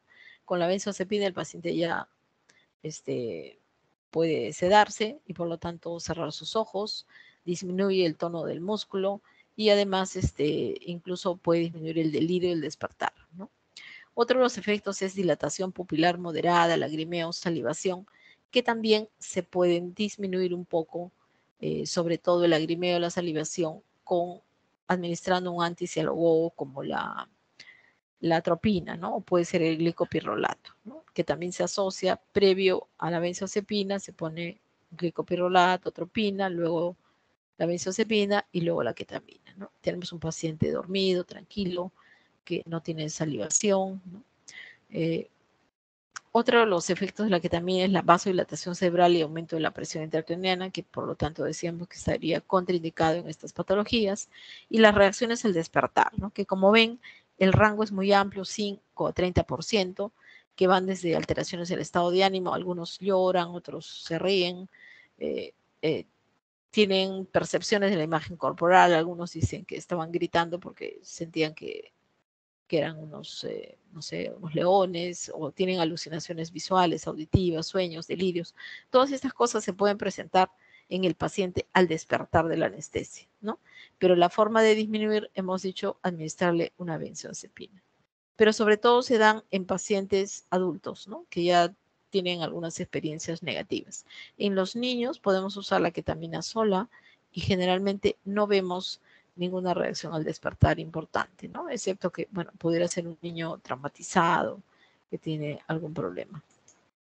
En cuanto a los efectos del sistema respiratorio, se ha visto que se mantiene la respuesta ventilatoria al CO2, quiere decir que la ketamina, uno de los motivos por el cual ustedes lo deben conocer como médicos generales, es que tiene un efecto, digamos, broncodilatador y no es depresora respiratoria. Por lo tanto, por ejemplo, si ustedes van a su serum y de pronto tienen pues un hospital cercano, digamos, a unos kilómetros, pero de pronto hay un huaico o alguna de estas cosas de la naturaleza que impiden que llevemos a un paciente para hacer un procedimiento a un hospital de mayor complejidad, entonces pudiéramos vernos obligados a hacer el procedimiento donde estamos, ¿no? Como puede ser un legrado, ¿no? Digamos, una paciente que ha dado un parto domiciliario. Lamentablemente las mujeres en el Perú siguen dando parto domiciliario. Entonces, un parto domiciliario y ha tenido retención de restos placentarios, y está sangrando, o puede ser una endometritis puerperal. Entonces, es necesario hacerle un legrado. Entonces, podríamos usar la ketamina asociada a atropina o a benzodiazepina y hacer un procedimiento donde usted primero hace de anestesiólogo, ¿no? Con una evaluación preoperatoria, un monitoreo adecuado del paciente. Una vez que está todo estable, comienza a colocar la atropina para secar las secreciones, luego pone la benzodiazepina para sedarlo, ¿no? Eh, Supervisando obviamente que mantiene buena presión, buen pulso, respira adecuadamente, y después asociarle la ketamina, ¿no? Con la ketamina le va a dar pues esta analgesia y sueño más profundo, de tal forma que pudiera pasar del lado del anestesiólogo, una vez que estabilice a su paciente, al lado del cirujano, ¿no? Hacer el procedimiento, ¿no? Obviamente siempre hay que tener un apoyo de una enfermera, otro personal de salud que esté ayudando en el monitoreo del paciente. Pero la ventaja de esta droga, que es al no ser depresora cardiovascular, es una droga útil en manos de no anestesiólogos para un procedimiento donde no hay médico, como dicen, ¿no? Donde no hay anestesiólogo. En cuanto a los efectos cardiovasculares, lo mismo, decíamos, no produce liberación liberación de catecolaminas, que esto genera taquicardia, hipertensión, ¿no? Puede aumentar el gasto cardíaco, la presión arterial pulmonar, en general dosis dependiente, pero que también esto se ve menos si se asocia a una benzodiazepina, ¿no? Entonces, de tal forma que la posibilidad que el paciente les haga una parada cardiorrespiratoria por uso de ketamina es muy raro, ¿no? Al contrario, se usa en pacientes que están inestables, ¿no? Pero obviamente la ketamina no debemos usarla pues en pacientes psiquiátricos o en pacientes ancianos, ¿no? Está contraindicado ahí. Los usos clínicos, inducción y mantenimiento de la anestesia. En promedio damos 2 miligramos por kilo cuando es endovenosa y podemos dar de 4 a 8 cuando es intramuscular. A veces si no tenemos una vía podemos usar la intramuscular. El tiempo de inducción, si el paciente le hemos puesto el fármaco, se duerme generalmente al minuto y está dormido, ¿no? Por la vía intramuscular puede demorar un poquito más, unos 5 minutos. Y el tiempo de duración del efecto de esta anestesia es más o menos 15 minutos, o sea, suficiente para hacer un procedimiento corto como un legrado uterino, una extracción manual de placenta o de pronto una reducción de una luxación de hombro, de cadera, o una fractura en tallo verde en un niño, ¿no? Que a veces suceden estos accidentes en campos deportivos, en otros lugares. Se puede usar también para sedación en procedimientos por el quirófano, como decíamos, cateterismos, tomografías, en niños que obviamente no colaboran, ¿no? Para evitar que se muevan y puede hacerse el procedimiento. La dosis en infusión también podemos usarla. Los usos clínicos, ¿cuándo usarla? Hemos dicho para sedación, analgesia. En la inducción de la anestesia también se puede usar asociada. Si voy a intubar un paciente, tengo que asociarlo a un relajante neuromuscular, ¿no? Para que las cuerdas vocales se paralicen y pueda ingresar el tubo endotraqueal. Se puede usar una infusión continua también asociada a midazolam, si es que yo quiero hacer una cirugía más larga. Y también se puede usar por la vía epidural, ¿no? Entonces, la ketamina se puede usar por todas las vías, la vía sublingual, intranasal, endovenosa, intramuscular, rectal, ¿no? Tienen una absorción muy buena por todas las vías. Indicaciones, procedimientos diagnósticos y terapéuticos de corta duración que no requieren relajación muscular si la uso como droga única y si requiere relajación asociada a un relajante. En cirugía ambulatoria, cirugía de corta estancia, porque la ketamina se metaboliza en 4 horas, o sea que en 4 horas el paciente puede irse de alta sin efecto residual. En pacientes de alto riesgo, de los que hablábamos hasta 3 o 4, que serían aquellos pacientes que llegan por emergencia, con shock hipovolémico, ya sea por sangrado o por deshidratación severa, broncoespasmo secundario EPOC, de asma bronquial, justamente por su efecto broncodilatador. Y en pacientes cardiópatas o con trastornos respiratorios, pero excluyendo la isquemia, ¿no? En lo cual estaría contraindicado, y la hipertensión pulmonar. En obstetricia se puede usar para el parto vaginal y la cesárea, ¿no? A veces le pongo una anestesia epidural y no va bien, o sea, ha bloqueado parcialmente las terminaciones nerviosas y por lo tanto el paciente tiene dolor. Lo puedo complementar con ketamina, que es un buen analgésico, ¿no? El único problema sería que la gestante se va a dormir y no va a poder ver el nacimiento de su hijo, o sea, no va a tener ese contacto inmediato piel a piel con su niño, pero bueno, ya posteriormente lo verá, ¿no? Igualmente, si en un parto, ¿no? En un parto a veces la gestante está con mucho dolor, tiene miedo de pujar, siente que la pelvis se le parte en dos y no quiere pujar. Entonces el niño está haciendo ahí un expulsivo prolongado, está dañándose su cabecita. Entonces a veces es necesario ponerle ketamina, con lo cual esto le va a producir analgesia del trabajo de parto y la gestante, y no va a paralizar la contracción, o sea, la dinámica uterina continúa. En la siguiente contracción el niño va a salir sin problemas, pero bueno, igual no va a poder tener contacto inmediato con su mamá. En cuanto se puede usar también como suplemento en técnicas locorregionales, o sea, un bloqueo, y también para que el paciente esté un poco dormido, ajeno al quirófano, y también para sedación en otro tipo de bloqueos de todo tipo, ¿no? Contraindicada la ketamina, obviamente es una reacción previa a ketamina en aneurismas, ¿no? Recuerden que un paciente por un aneurisma cerebral, torácico abdominal, con un aumento de presión arterial podría romperse el aneurisma, ¿no? Obviamente esta puede ser una causa de muerte por ketamina, ¿no? Porque en general no sabemos cuándo un paciente puede tener un aneurisma oculto, ¿no? Esto se da mucho en jóvenes que tienen aneurismas cerebrales ocultos, y los torácicos y abdominales, más que todo pacientes mayores de 40, ¿no? Por eso que en ancianos no debemos usar ketamina, y en pacientes jóvenes, pues como les digo, podría ser una causa de muerte por ketamina si se rompe el aneurisma, pero digamos, esto sería si el paciente hace un pico hipertensivo importante, ¿no? Para esto siempre asociar a benzodiazepinas. En cuanto a la patología cardiovascular, obviamente está contraindicado si el paciente es previamente conocido hipertenso, con infarto o angina inestable, o si tiene insuficiencia cardíaca derecha o izquierda, ¿no? Igualmente en el síndrome de hipertensión endocrinal que hemos dicho, en pacientes con tirotoxicosis y obviamente en trastornos psiquiátricos, ¿no? A veces tenemos personalidades, trastornos de personalidad que no han sido diagnosticados, y por eso es que es muy importante la evaluación preparatoria, ¿no? Yo creo que un alumno de medicina que llega al 5º año ya y ha hecho varias historias clínicas o conoce, digamos, mucho de de su semiología, al conversar con el paciente, puede incluso diagnosticar, ¿no? Un paciente que tiene algún trastorno psiquiátrico que no ha sido diagnosticado previamente, y obviamente si es sobre todo una psicosis o una neurosis evidente, debe excluirlo de este tipo de anestesia, ¿no? Porque pudiera darse un cuadro, digamos, agudo de psicosis, ¿no? O, digamos, un cuadro neurótico que pudiera desencadenar otras cosas. Muy bien. Entonces, si tienen alguna pregunta, les agradezco que pregunten, porque yo sé que este tema es un poco árido. Doctor, una pregunta. Mencionó que la ketamina se podía utilizar, por ejemplo, en casos de legrado uterino, de extracción de placenta, pero también mencionó que en pacientes, contraindicada en pacientes con hipertensión, y en el caso de estas pacientes obstétricas que tienen hipertensión o tienen preeclampsia. No, en preeclampsia no.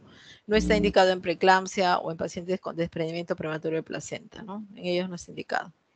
Está indicado en pacientes, como les decía, hipovolémicos, chocados, ¿no?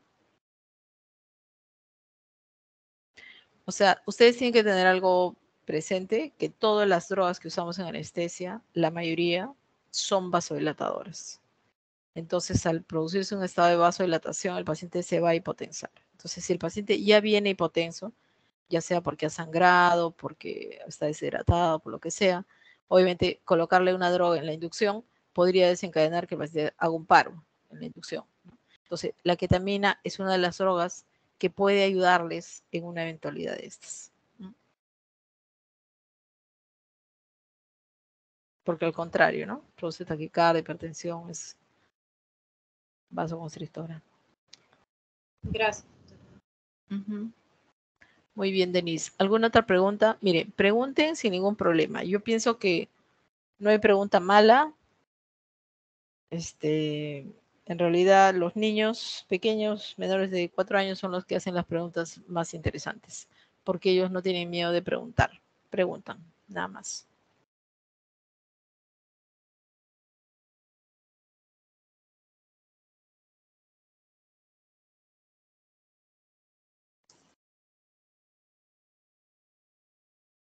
Almeida.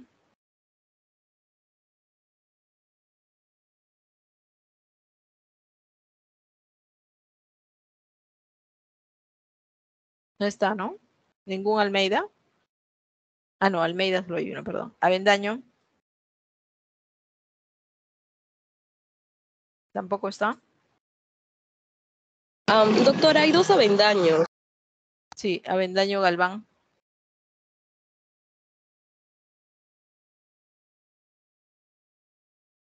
Avendaño Galván. No está. Avendaño Ramírez. Avendaño Galván soy yo, doctora. Ya. ¿Preguntas? No, doctora, ninguna duda. A ver, prende tu cámara, Adriana.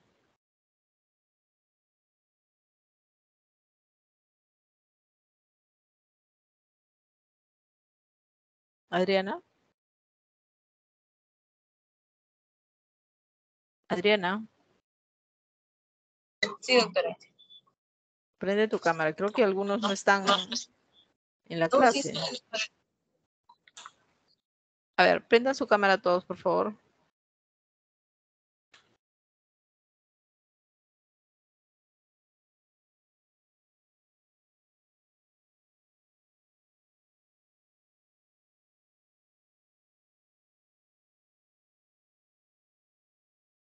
Así los conozco.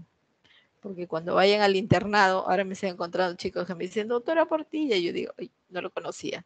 Y era, y era porque nunca los había visto porque estábamos online. Pero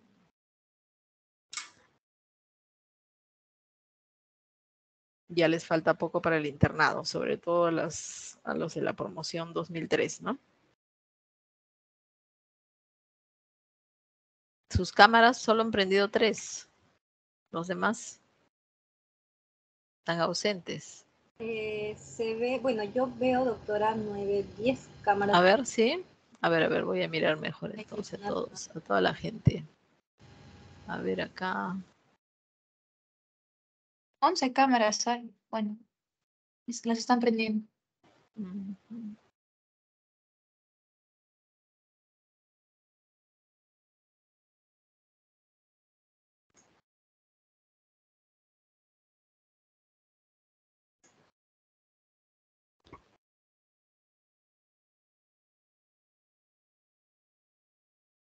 Ahora sí los estoy mirando.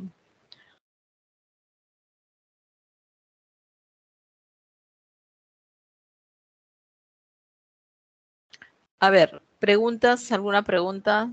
Ya han hecho algunas clases con el doctor Raimundo. De pronto algo que se relaciona con la clase que hemos hecho hoy día para preguntar.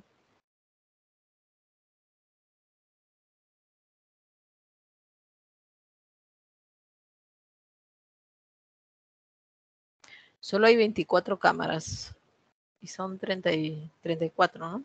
Bueno, con los que han faltado.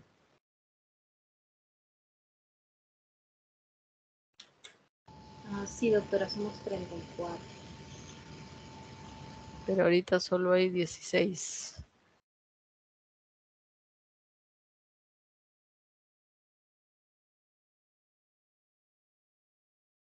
¿26? ¿Alguna pregunta?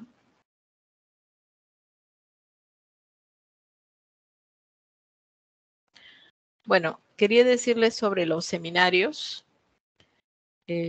Los seminarios van a empezar, me parece que empiezan a partir, ahorita no estoy mirando la programación. Me parece que empiezan a partir del sábado, ¿verdad? Entonces, les voy a recomendar, están distribuidos en grupos de 3. Los 3 son responsables del seminario, o sea, cualquiera puede exponer. Yo puedo decir, expone 1, 2 o 3. Y los demás también tienen que estar preparados, ¿no? O sea, cualquiera puede exponer de tal forma que una vez se exponga, termine la exposición, pues los demás deben hacer aportes, aclaraciones o tener preguntas para el resto, ¿no? Para el resto de los presentes. Así que les voy a agradecer que se preparen bien para el seminario. El seminario es el 40% de su nota, ¿no? De tal forma que no solo es la exposición, sino es o sea, el PPT y la forma como exponen, sino también es cómo han preparado la bibliografía y qué bagaje tienen, digamos, de dominio sobre el tema, ¿no? Tanto para explicarlo como para hacer preguntas, ¿no?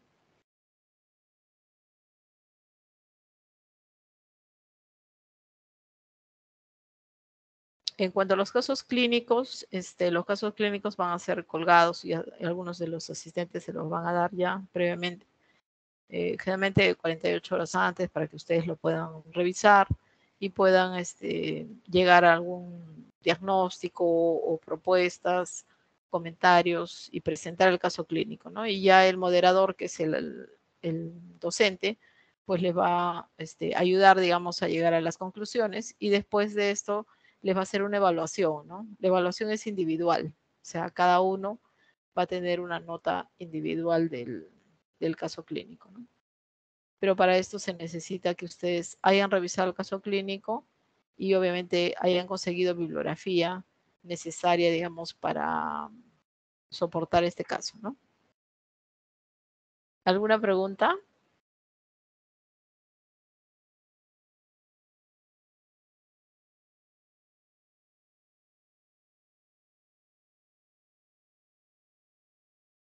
Bueno, entonces ya conversaré con su delegada sobre cómo vamos a quedar de los temas que ella me había planteado hacerlos el lunes por la tarde y que ahora creo que tenemos dificultad.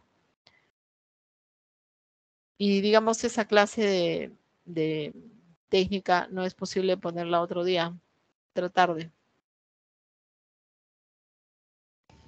Sí, doctora, lo que sucede es que anteriormente hay otras personas que también han querido cambiar o modificar su fecha, pero como somos tantos en la promoción, bueno, en el curso, ya estamos casi 20 por día. Entonces ya que dejen un día y pasen a hacer 40 en otro día o 30 ya es bastante. Sobre todo porque es clase práctica. Ah, ya, pero, o sea, lo que yo digo como 20, pero 20 es bastante. Pero se supone que han entrado nuevos docentes en la cátedra de cirugía, sobre todo han entrado un montón de cirujanos, se supone que es justamente era para el curso de técnica quirúrgica. Entonces no entiendo por qué tienen que haber 20, o sea, deberían ser, no sé, 6, 4. Es algo que habría que mirar. Sí, doctora general, bueno, hemos tenido práctica con un solo docente todos. Así estamos diciendo. Bueno, ya hablaremos, Denise, entonces sobre eso en interno, ¿ya? Doctora, Muy bien, disculpe. sí. Doctora, ¿el día sábado exponen todos los grupos los seminarios?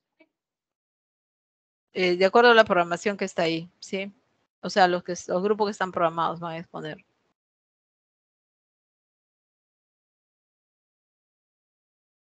Porque hay seminarios el sábado y el lunes, ¿no? Sábado y lunes, entonces los que están programados el sábado, como les corresponde.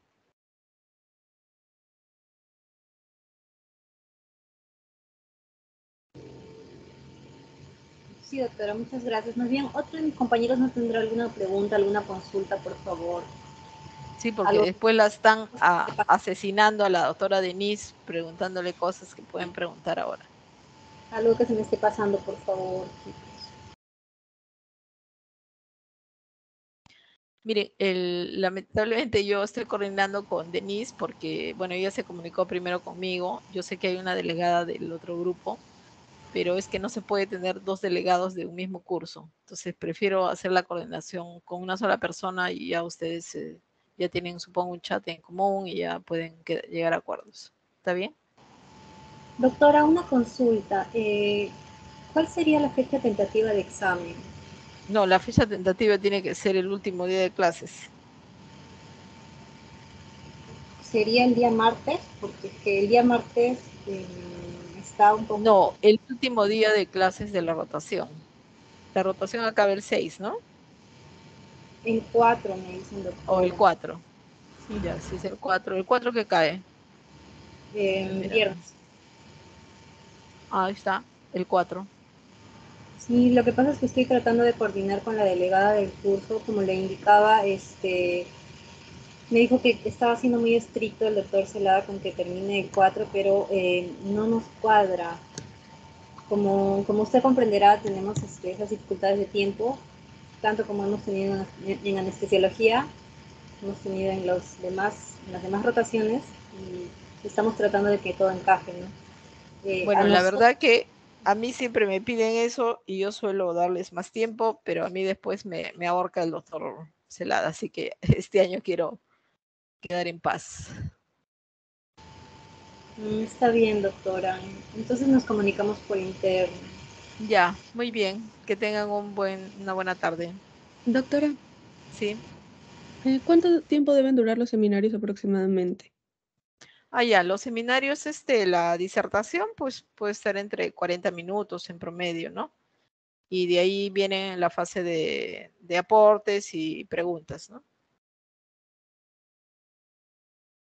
sea, para Gracias. aportes y preguntas, 20, 25 minutos nomás, ¿no? Y luego viene una evaluación, que es para todos.